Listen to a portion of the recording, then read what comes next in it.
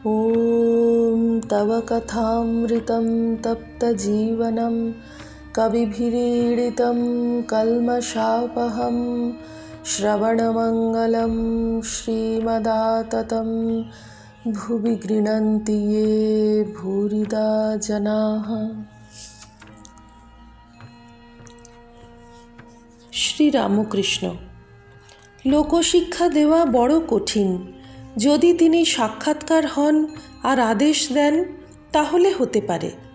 নারদ শুকদেবাদির আদেশ হয়েছিল, শঙ্করের আদেশ হয়েছিল। আদেশ না হলে কে তোমার কথা শুনবে? কলকাতার হুজুগ তো জানো, যতক্ষণ কাঠে জাল দুধ ফোঁস করে ফোলে, কাঠ টেনে নিলে কোথাও কিছু নাই। কলকাতার লোক হুজুগে।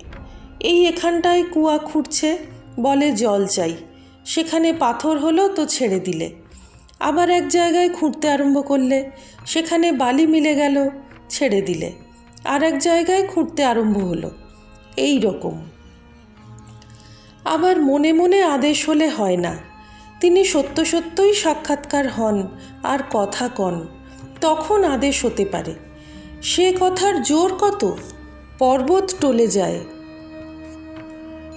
শুধু লেকচার, দিন কতক লোক শুনবে, তারপর ভুলে যাবে। কথা অনুসারে সে কাজ করবে না। লোকশিক্ষা দেবে, তার চাপরাশ চাই, না হলে হাসির কথা হয়ে পড়ে। আপনারই হয় না, আবার অন্য লোক। কানা কানাকে পথ দেখিয়ে যাচ্ছে। হাস্য। হিতে বিপরীত। ভগবান লাভ হলে অন্তর্দৃষ্টি হয়, কার কী রোগ বোঝা যায়, উপদেশ দেওয়া যায়।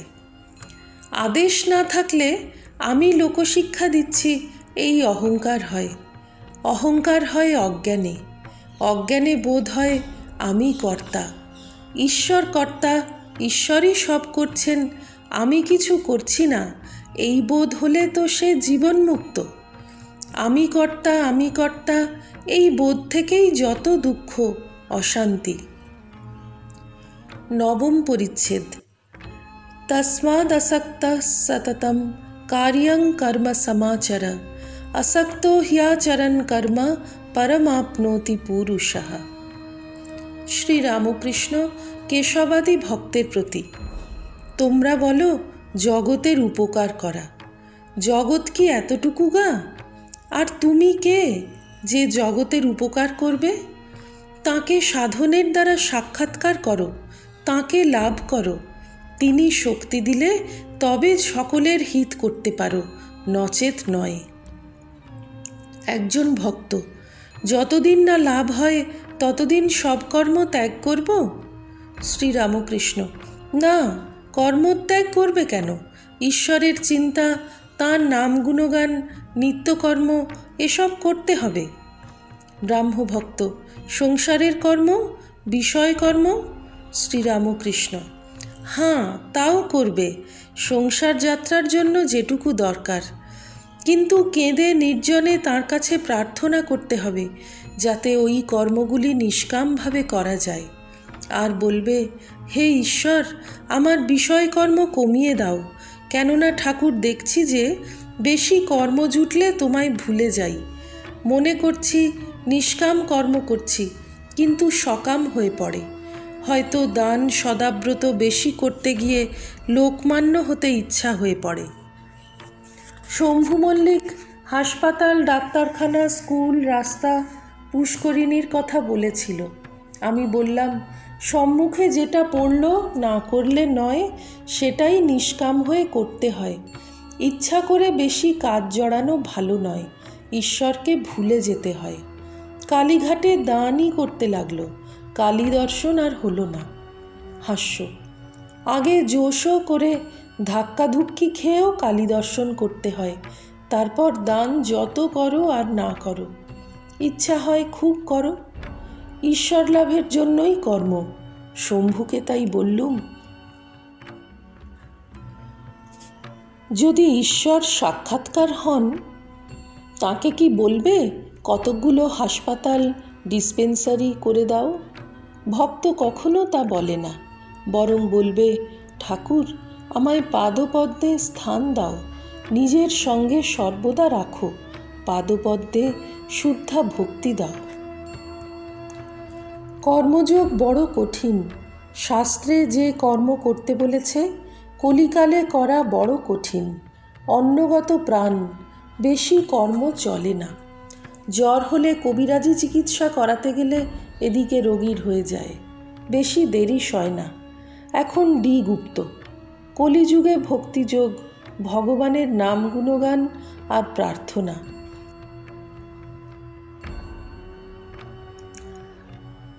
ব্রাহ্ম ভক্তদের প্রতি তোমাদেরও ভক্তিযোগ। তোমরা হরিনাম করো, মায়ের নাম গুণগান করো, তোমরা ধন্য। তোমাদের ভাবটি বেশ। বেদান্তবাদীদের মতো তোমরা জগৎকে স্বপ্নবৎ বলো না। অরূপ ব্রহ্মজ্ঞানী তোমরা নও, তোমরা ভক্ত। তোমরা ঈশ্বরকে ব্যক্তি বলো, এও বেশ। তোমরা ভক্ত, ব্যাকুল হয়ে ডাকলে তাকে অবশ্য পাবে। 10ম পরিচ্ছেদ। সুরেন্দ্রের বাড়ি নরেন্দ্র প্রভৃতির সঙ্গে। জাহাজ কয়লাঘাটে এইবার ফিরিয়া আসিল। সকলে নামিবার উদ্যোগ করিতে লাগিলেন। ঘরের বাহিরে আসিয়া দেখেন কোজাগরের পূর্ণচন্দ্র হাসিতেছে, ভাগীরথী বক্ষ কৌমুদীর লীলাভূমি হইয়াছে। ঠাকুর শ্রীরামকৃষ্ণের জন্য গাড়ি আনিতে দেওয়া হইল। কিয়ৎক্ষণ পরে মাস্টার ও 2-1টি ভক্তের সহিত ঠাকুর গাড়িতে উঠিলেন। কেশবের ভ্রাতুষ্পুত্র নন্দলালও গাড়িতে উঠিলেন, ঠাকুরের সঙ্গে খানিকটা যাবেন। গাড়িতে সকলে বসিলে পর ঠাকুর জিজ্ঞাসা করিলেন, কই তিনি কই, অর্থাৎ কেশব কই? দেখিতে দেখিতে কেশব একাকী আসিয়া উপস্থিত, মুখে হাসি। আসিয়া জিজ্ঞাসা করিলেন, কে কে এর সঙ্গে যাবে? সকলে গাড়িতে বসিলে পর কেশব ভূমিষ্ঠ হইয়া ঠাকুরের পদধূলি গ্রহণ করিলেন। ঠাকুরও সস্নেহে সম্ভাষণ করিয়া বিদায় দিলেন। গাড়ি চলিতে লাগিল। ইংরেজ টোলা, সুন্দর রাজপথ, পথের 2 দিকে সুন্দর সুন্দর অট্টালিকা। পূর্ণচন্দ্র উঠিয়াছে, অট্টালিকাগুলি যেন বিমল শীতল চন্দ্রকিরণে বিশ্রাম করিতেছে। দ্বারদেশে বাষ্পীয় দ্বীপ, কক্ষ মধ্যে দীপমালা, স্থানে স্থানে হারমোনিয়াম, পিয়ানো সংযোগে ইংরেজ মহিলারা গান করিতেছে। ঠাকুর আনন্দে হাস্য করিতে করিতে যাইতেছেন। হঠাৎ বললেন, আমার জলতৃষ্ণা পাচ্ছে। কি হবে? কি করা যায়? নন্দলাল ইন্ডিয়া ক্লাবের নিকট গাড়ি থামাইয়া উপরে জল আনিতে গেলেন। কাচের গ্লাসে করিয়া জল আনিলেন। ঠাকুর সহাস্যে জিজ্ঞাসা করিলেন, গ্লাসটি ধোয়া তো? নন্দলাল বললেন, হাঁ। ঠাকুর সেই গ্লাসে জল পান করিলেন। বালকের স্বভাব। গাড়ি চালাইয়া দিলে ঠাকুর মুখ বাড়াইয়া লোকজন, গাড়ি ঘোড়া, চাঁদের আলো দেখিতেছেন। সকল তাতেই আনন্দ। নন্দলাল কলুটোলায় নামিলেন। ঠাকুরের গাড়ি শিমুলিয়া স্ট্রিটে শ্রীযুক্ত সুরেশ মিত্রের বাড়িতে আসিয়া লাগিল। ঠাকুর তাহাকে সুরেন্দ্র বলিতেন। সুরেন্দ্র ঠাকুরের পরম ভক্ত। কিন্তু সুরেন্দ্র বাড়িতে নাই, তাহাদের নূতন বাগানে গিয়াছেন। বাড়ির লোকরা বসিতে নিজের ঘর খুলিয়া দিলেন। গাড়ি ভাড়া দিতে হবে। কে দিবে? সুরেন্দ্র থাকিলে সেই দিত। ঠাকুর একজন ভক্তকে বলিলেন, ভাড়াটা মেয়েদের কাছ থেকে চেয়ে নে না, ওরা কি জানে না ওদের ভাতাররা যায় আসে? সকলের হাস্য। নরেন্দ্র পাড়াতেই থাকেন। ঠাকুর নরেন্দ্রকে ডাকিতে পাঠাইলেন। এদিকে বাড়ির লোকেরা দোতলার ঘরে ঠাকুরকে বসাইলেন। ঘরের মেঝেতে চাদর পাতা, 2-4টে তাকিয়া তার উপর।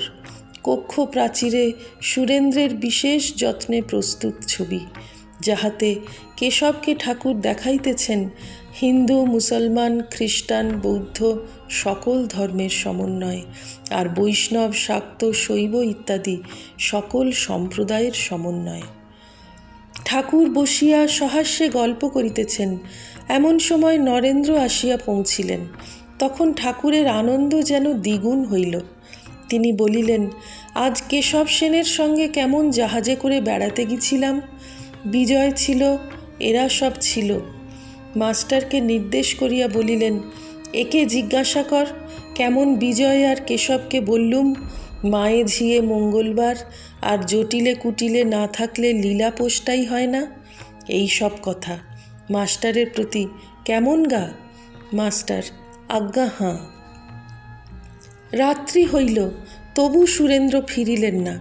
ঠাকুর দক্ষিণেশ্বরে যাইবেন, আর দেরি করা যায় না। রাত 10:30।